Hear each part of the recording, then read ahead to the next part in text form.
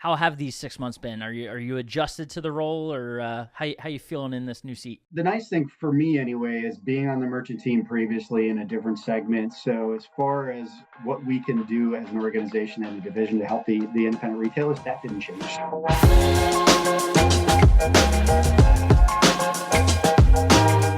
Welcome into the Independent Thinking Podcast. This is your host, Rob Stott.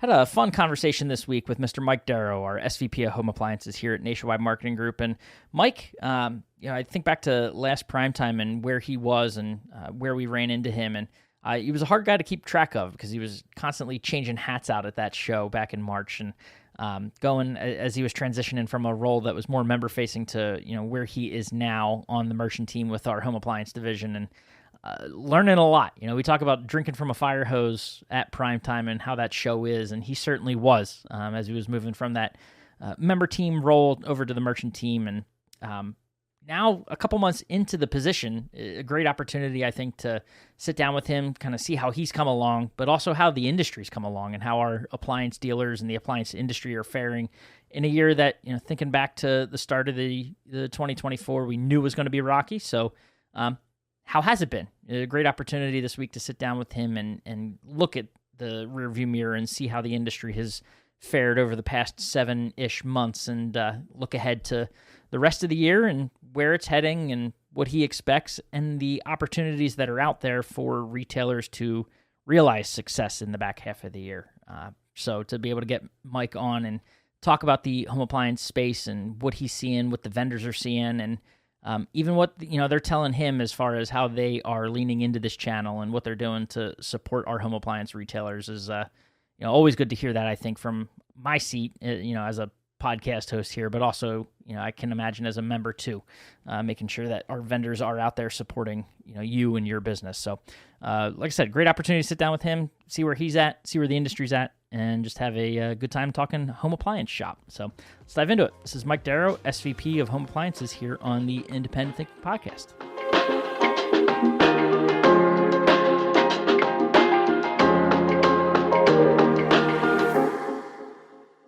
All right, we are back on the Independent Thinking Podcast, and Mr. Derro, has it been a while?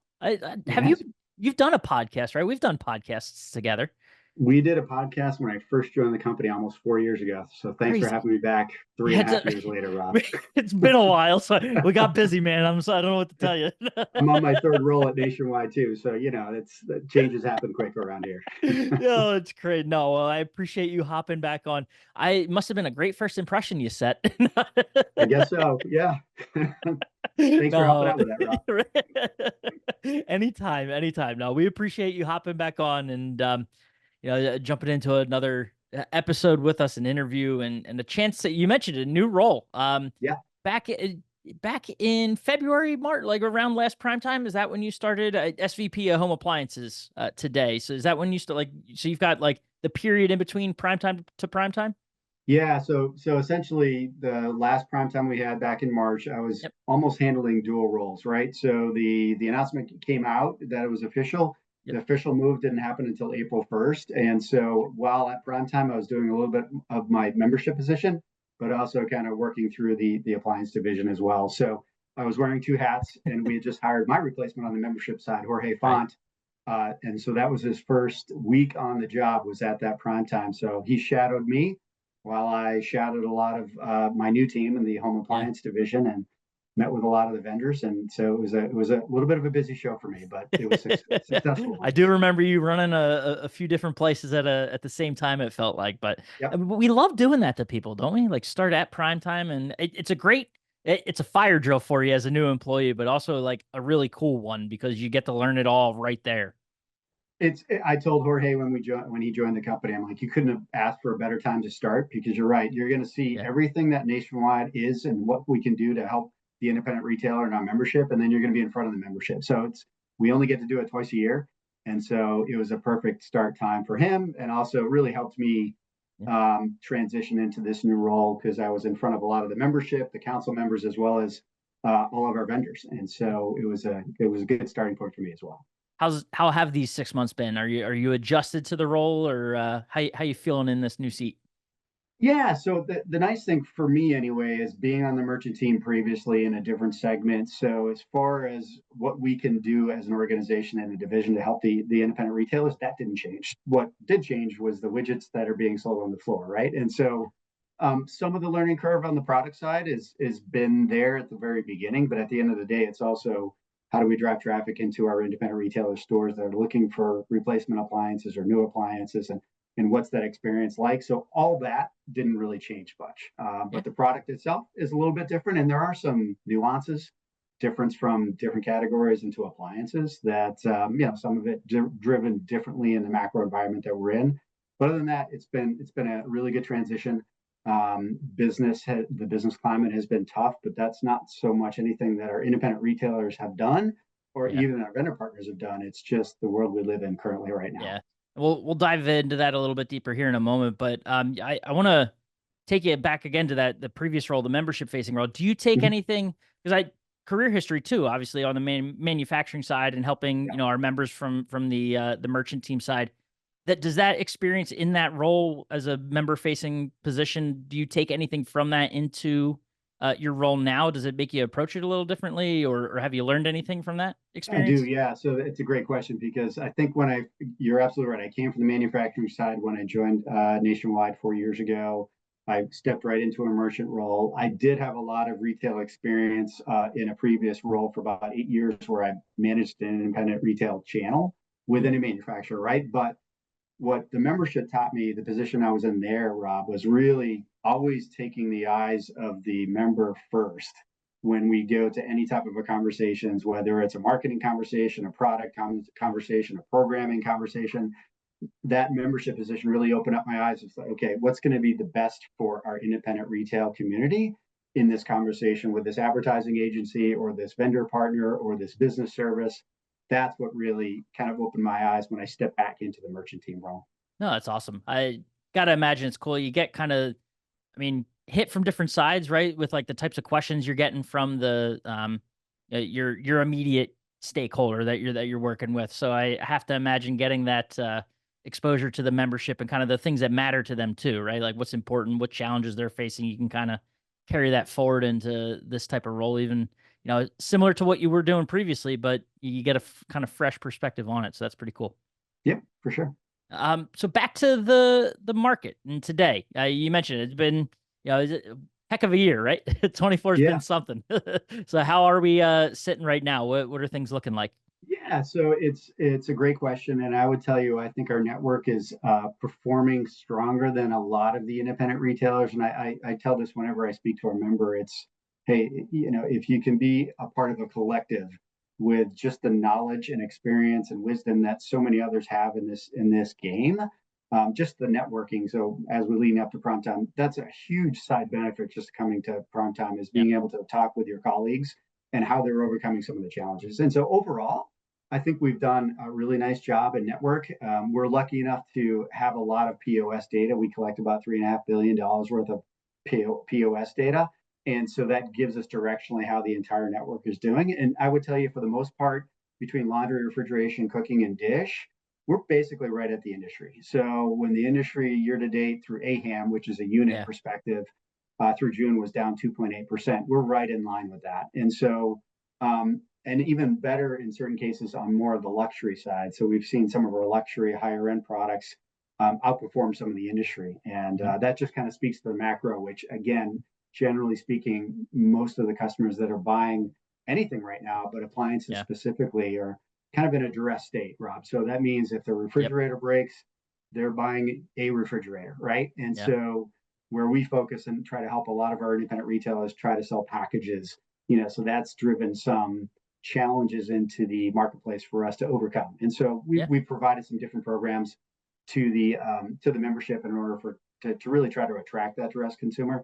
But the one thing that's a positive still to this day right now is consumers still want to shop. They're going to start online if you have a great website, but they want to buy local. And so our membership has really been able to take advantage of that over this year. yeah, yeah. I think back to kind of I want to move past COVID, but I feel like it still has to be part of the discussion because to your point Sure. about the duress shopper, right? The site that cycle was kind of reset. It feels like during that couple of years because of the with what happened with interest rates and home value and things, and people investing in their home, right? A lot of those upgrades that may or may not have been duress, a lot of it happened during that period, right? So it feels like kind of, you know, to just reset the cycle, like I said, right? So you Yep. got to do a little bit more and work a little harder to get that customer out to your store, or get your name out there, and stay sort of persistent in your market.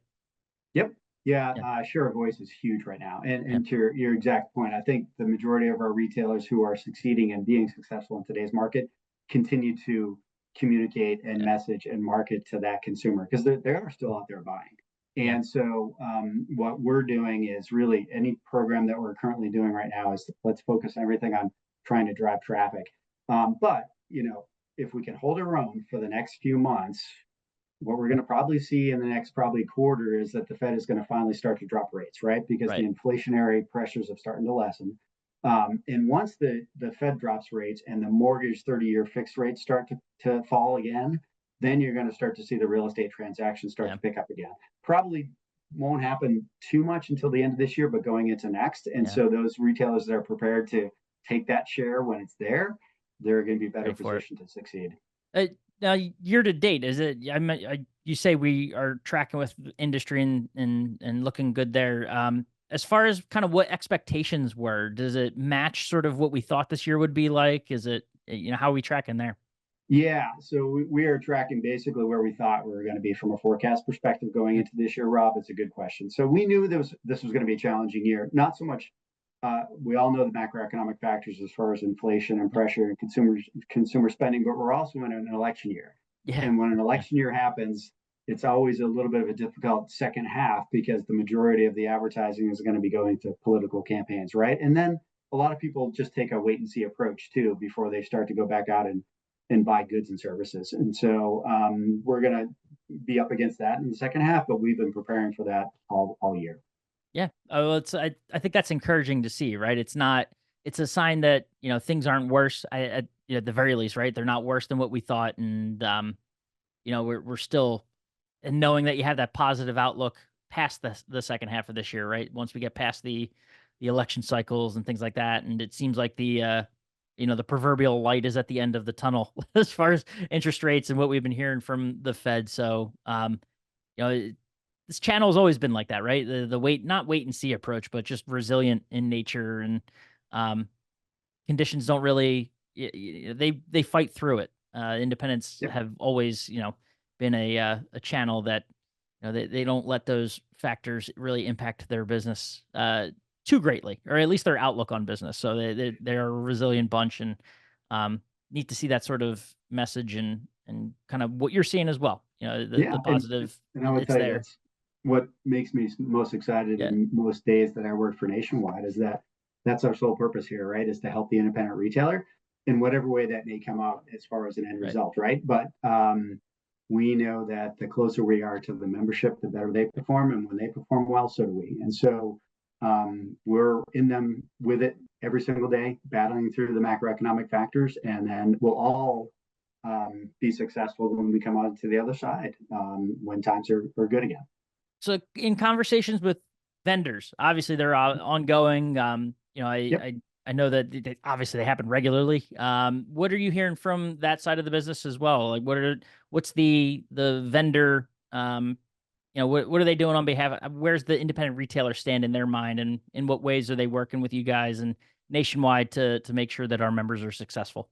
Yeah, so they're seeing the same things we are, right? And Yeah, so they are trying to plan and make sure that they are prepared for success moving forward. They also yep, know the majority of the vendors that we need to do what we can to be successful in 24. And then again, when it's basically, I don't want to say keep our head above water, but basically, if we can maintain where we are currently today, as the GDP starts to grow hmm, again, moving on into next year, we kind of successfully follow consumer sentiment, consumer spending, yep, Fed rates coming down, housing's transactions starting to improve again in 25. We'll all take advantage of that. So all the vendor community is saying, hey, we know it's going to be a tough year this year. We know units are probably going to be flat to a little bit down.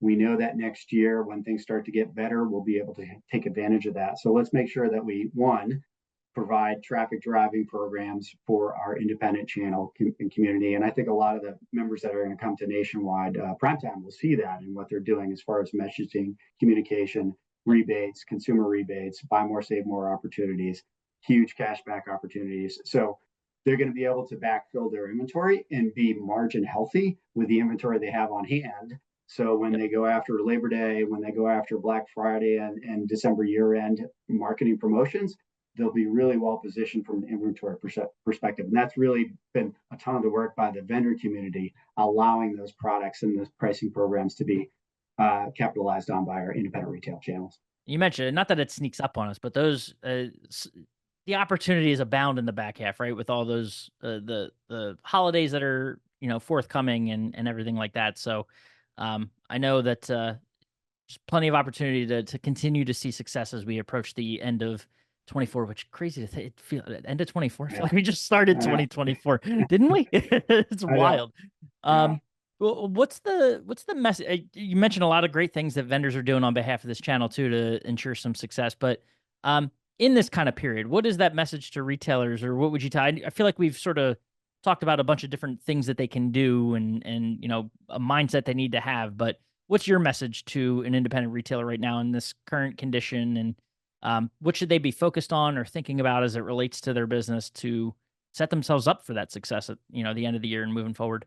Yeah, for sure. So first and foremost, again, take advantage of the buy opportunities over the next few months, because that's going to be really healthy margins for you as you promote these programs near the end of the year. And then secondarily, yes, for Labor Day, for Columbus Day, for fall savings, for Black Friday, make sure you're out in the marketplace and messaging that. And more importantly, make sure you're doing it digitally. 98% of the consumers are going to shop their journey online, right? And so if your store is online with some opportunities, and if you have an e-com capability, more and more sales are being transacted online. So make sure you have the cart functionality to it, and then make sure you're promoting financing. So what's happening out in the marketplace right now is, yes, consumers may not have as much disposable cash as they did over COVID, Rob, but when they had some influx of monies, right? And savings were going through the roof. It's a little bit more of a cash reserve. So promote over the bigger holidays, use digital platforming, and finally, make sure you're promoting your financing, which obviously we have some great programs with Wells Fargo and Synchrony to promote those.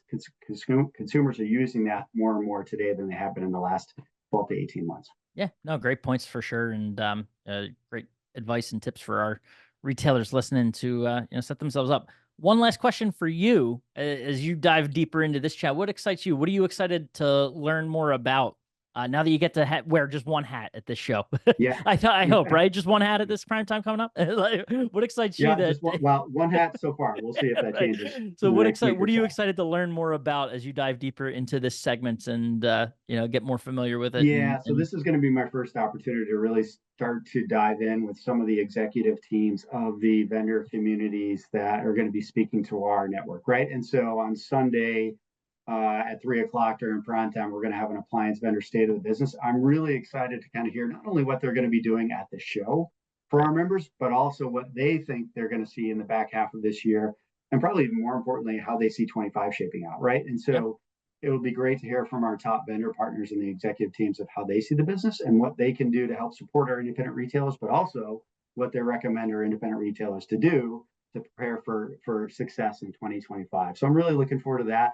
I haven't had a chance to see any of the NLA education courses from the home appliance division in the past, so I'll be able to do that this time as well. And there's some new product that's going to be launched at our prime time with both luxury and core products, and so I'm excited to see some new introductions as well. I love everything you mentioned. I'm kind of sad you didn't mention Doug the Pug though, because the fact that he's gonna be at prime time. Certainly a highlight of this show. Swing by that Whirlpool booth, bringing his people along with him. I imagine. I don't know if he travels alone or how that works, but he's got a much bigger following than I do on social media, so he's doing something right. Listen, I think you could take all of the Nationwide network and combine it, and he's still got a larger following. That dog has quite the amount of influence on social media. So no, that's awesome. But Mr. Derro, this was fantastic. Appreciate you peeling the curtain back a little bit and letting us in on what's going on in home appliances and your world. And look forward to bumping into you soon, man. And we'll make it slightly less than 3.5 years. How's that sound between podcasts? Perfect. I appreciate it. I'll see you in Awesome. Vegas in a couple days, or a couple weeks, I should say, when it's 110 degrees. Can't wait. Hey, we'll have some fun. Stay cool, man. Yeah. Thanks, Rob.